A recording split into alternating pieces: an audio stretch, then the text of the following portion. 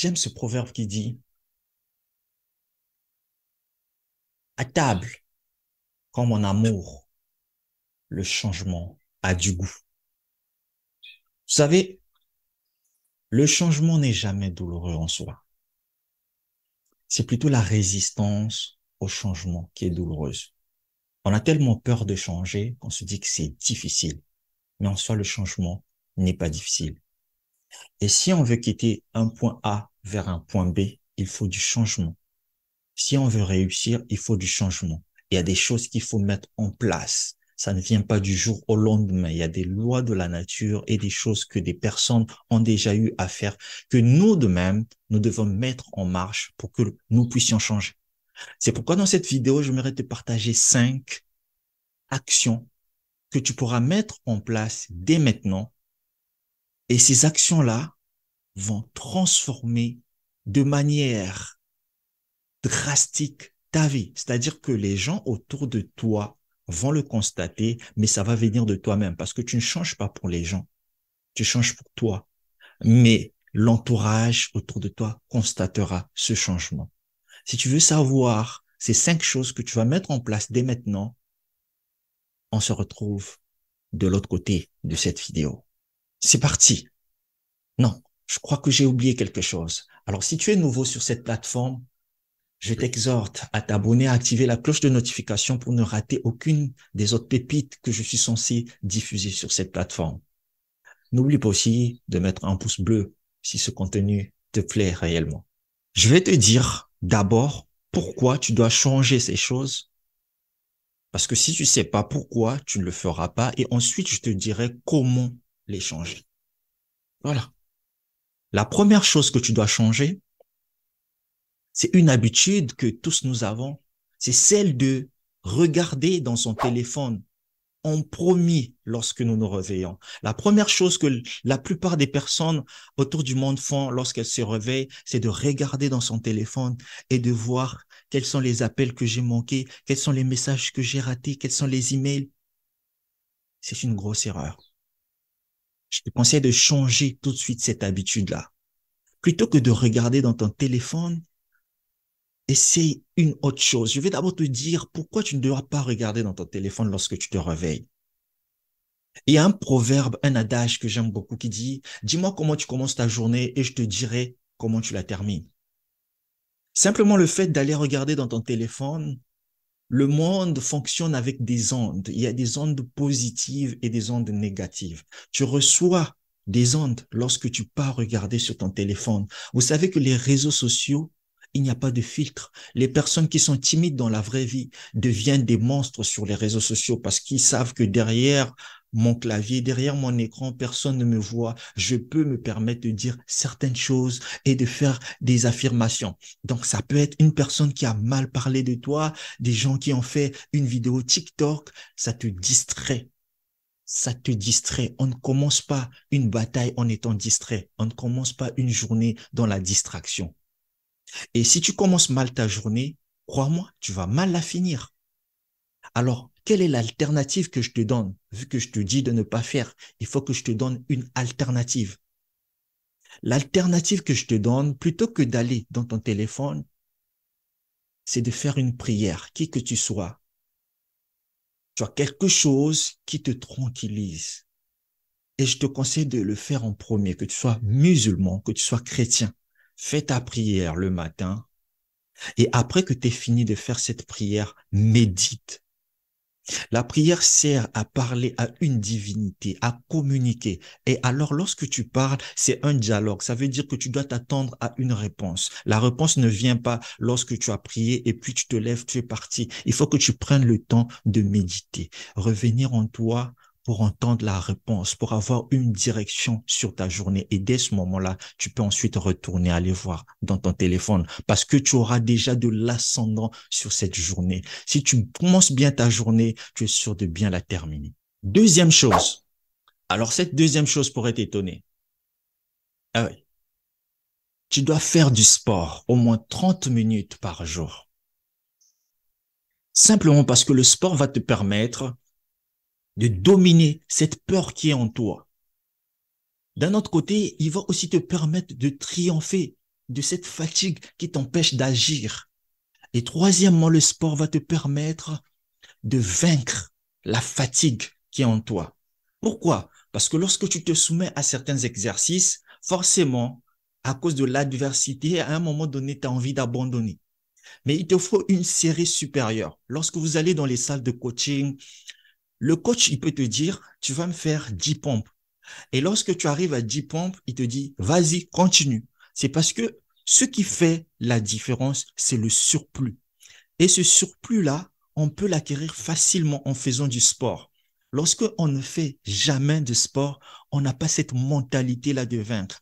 Lorsque tu pratiques du sport, ça te donne cette mentalité-là d'une personne qui n'abandonne pas, une personne qui est capable de vaincre la peur d'échouer, une personne qui est capable de triompher toutes les choses qui lui empêchent d'aller vers son objectif. C'est pourquoi tu dois pratiquer. Et en plus, le fait de pratiquer le sport va te faire sentir bien dans ton corps. Et lorsque tu te sens bien dans ton corps, tu prends en confiance. Et vous n'imaginez pas combien la confiance en soi peut changer la vie d'un individu. La confiance en soi va te transformer parce que tu ne vas pas faire les choses comme les autres. Tu es tellement sûr de toi que même là où les autres ont peur d'agir, toi, tu vas y aller. Et lorsque tu peux faire ce que les autres ne font pas, déjà ça te différencie. Et dans un monde où tout le monde agit comme tout le monde, si toi tu fais les choses différemment, tu seras une référence. Pratique du sport, ne serait-ce que 30 minutes par jour. On ne te demande pas de devenir un athlète professionnel, mais va pour aller chercher tout ce que te donne le sport.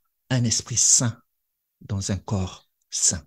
La troisième chose que je te conseille, c'est de faire de la lecture ne serait-ce que 30 minutes par jour.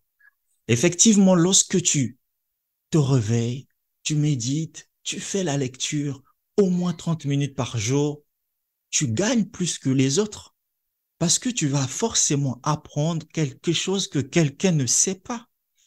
Et le savoir, c'est la seule chose qui peut te rester même lorsque tu as tout perdu.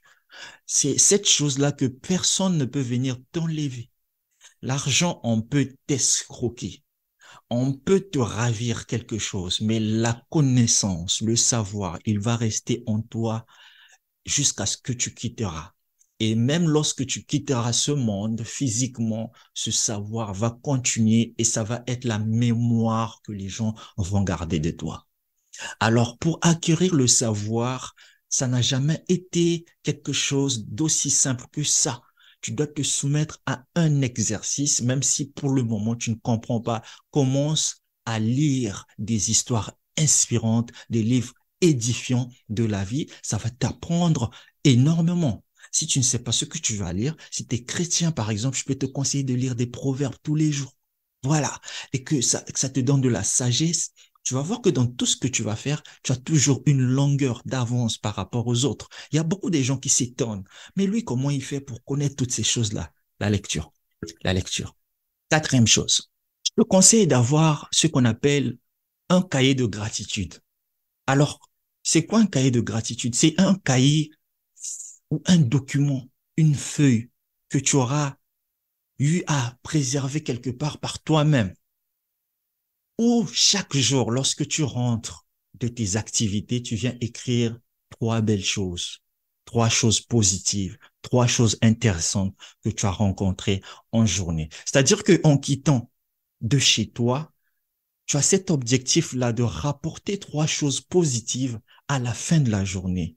La plupart des gens que j'essaie d'accompagner, j'ai remarqué, ne voient que le négatif. Dès qu'elles constatent quelque chose qui cloche, elles vont se concentrer sur cette chose-là plutôt que de chercher quelle est la solution qui se cache derrière ce problème. Vous savez, à l'école, on ne pouvait pas passer une épreuve sans des examens. Tu ne peux pas passer en classe supérieure si tu n'as pas passé des examens. C'est impossible.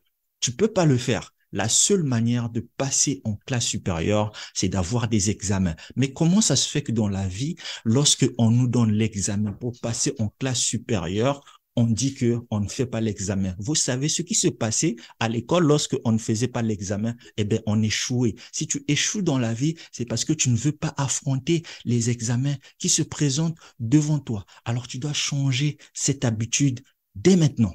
Il faut que tu te réveilles le matin avec l'objectif que malgré tout ce que je veux rencontrer en journée, il faut que je sois capable en fin de journée de noter 3 choses positives. Alors même lorsque tu seras abattu, tu pourras aller recourir sur ce cahier-là et voir. Vous savez, si vous êtes dans un bâtiment, on vous dit, remarquez juste des éléments de couleur bleue dans ce bâtiment. Vous allez regarder, vous allez voir que des choses bleues. Mais si vous vous concentrez sur une autre couleur, vous ne verrez aussi que plus des éléments de cette couleur-là. Vous ne voyez que ce sur quoi vous vous concentrez. Alors ici, pour changer, concentrez-vous sur des choses positives. Si vous donnez l'objectif en début de journée d'apporter 3 éléments positifs, la nature va vous apporter ces 3 choses positives et vous allez voir le positif partout. Vous allez voir du bien partout. Et vous savez que la loi de l'attraction est telle que si vous vous entourez des vibrations positives, des choses positives, votre journée sera merveilleuse parce que la nature apportera des choses positives vers vous.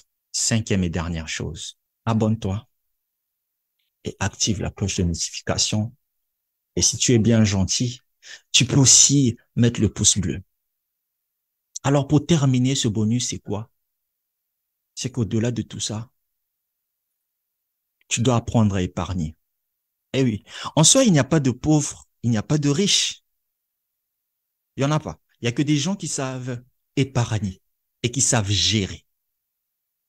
Il y a des personnes qui ont vécu heureux avec peu et des personnes qui sont malheureuses avec beaucoup plus. Je prends l'exemple de mon père. Nous sommes nés d'une famille de 4. Mon père n'a pas eu assez de moyens, mais il a pu nous scolariser tous avec un salaire maigre et nous nourrir chaque jour. Pourquoi? La gestion. Si tu veux un jour que ça change, il ne s'agit pas de t'attendre à recevoir pour changer. Il faut que tu changes avant que tu ne reçoives. C'est un principe. C'est ainsi que même lorsque tu pars dans le mariage et que tu t'attends à aller recevoir le bonheur dans le mariage, tu seras déçu parce que c'est toi qui dois apporter le bonheur dans le mariage. Alors lorsque tu t'attends à de la richesse, alors que tu n'as pas encore le mindset, la culture de la richesse, elle ne viendra pas vers toi. Sachez que la profondeur appelle la profondeur. Si tu veux attirer des bonnes choses, tu dois avoir un certain comportement, une certaine attitude. L'argent, c'est comme une personne. Si, quand l'argent vient vers toi, l'argent se sent repoussé parce que tu utilises tout, ça veut dire que tu n'as pas cette affinité-là avec l'argent. Il faut que l'argent se sente à l'aise avec toi. Comment l'argent se sent à l'aise? Il faut que tu sois capable d'épargner. Il faut que l'argent se dise qu'avec ce monsieur, on se sent en sécurité. Chez lui, on est bien gardé. Alors, disons à nos autres amis de venir aussi parce que ce mec, il est gentil. Comment tu gagnes 100 000 francs par mois et tu fais des dépenses de 150 000 francs par mois? Non, raisonne. Comment tu veux vivre une vie au-delà de ton revenu? Il faut que tu sois assez timbré pour dire que tu vas devenir riche. C'est pas une question de foi. Ça, c'est un manque de foi même. La foi, c'est ce qui t'emmènerait à épargner. Lorsque tu épargnes, ça va mettre en toi un état d'esprit, une motivation telle que si j'ai pu faire ça, je peux encore faire mieux. Et c'est ça l'apanage de la richesse. Tu dois apprendre à épargner. Dès maintenant, je vais te donner un exercice que tu vas faire. Quelles que soient tes dépenses, on ne commence pas une chose brusquement. Plutôt que de commencer à épargner 50% par mois, je te conseille de commencer par 25%. Et lorsque tu vas prendre goût, que tu vas te discipliner, tu pourras désormais, au début, si tu n'as pas encore atteint l'objectif que tu vas atteindre, épargner 50% de ton revenu. C'est comme ça que ta vie va changer. Ce sont les petites actions qui font les grandes. On n'arrive pas au 10e étage d'un immeuble avec un pas. Il faut commencer à gravir les escaliers du plus bas vers le plus haut. Tu ne peux pas sauter les étapes. Si tu veux du changement, tu dois mettre ces actions que je viens de te donner en jeu dès aujourd'hui. Tu dois commencer à les pratiquer.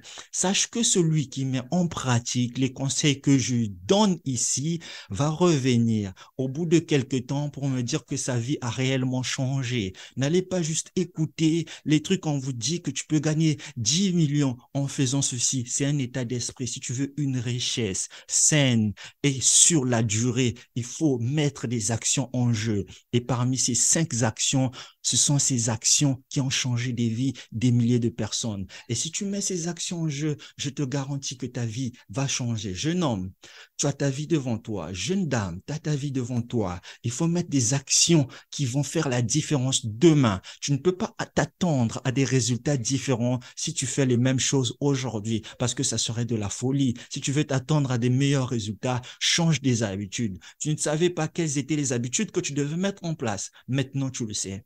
C'est à toi qu'appartient ton avenir. C'est à toi qu'appartient ton avenir. Tu peux faire de ta vie un réel paradis. C'est à toi de choisir, personne d'autre. Ce n'est pas le président de la République de ton pays. Ce ne sont pas tes parents, c'est toi. Si tu ne sais pas que c'est toi, alors tu es encore loin. Si tu reconnais d'abord que c'est toi qui seras responsable de ton bonheur, c'est pas ta femme, c'est pas ton mari, ce ne sont pas tes enfants, c'est pas ta voiture, à ce moment-là, tu vas t'ôter une épine du pied. C'est toi. C'est toi.